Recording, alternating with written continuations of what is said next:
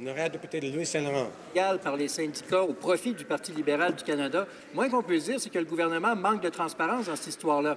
La semaine dernière, le leader du gouvernement disait « on est au courant de rien ». Or, hier, nous avons démontré avec ce document que malheureusement dont le gouvernement a refusé le dépôt, nous avons démontré que ce document-là prouve que c'est le Parti libéral qui a demandé au patron des syndicats de remplir la salle.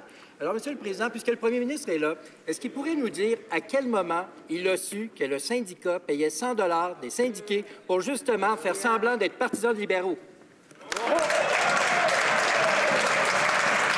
Très honorable Premier ministre.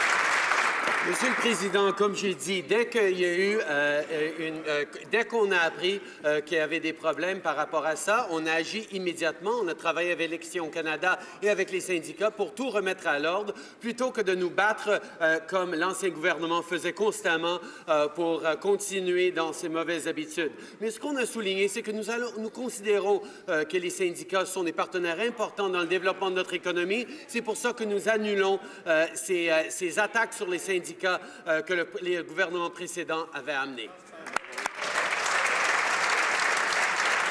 Député de Louis-Saint-Laurent. Monsieur le Président, on reconnaît qu'en effet, les syndicats sont des partenaires importants pour le Parti libéral, mais pas pour tous les Canadiens.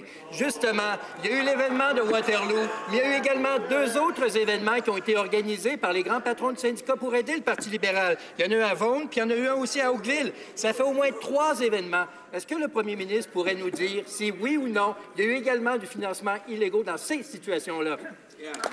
Très honorable Premier ministre.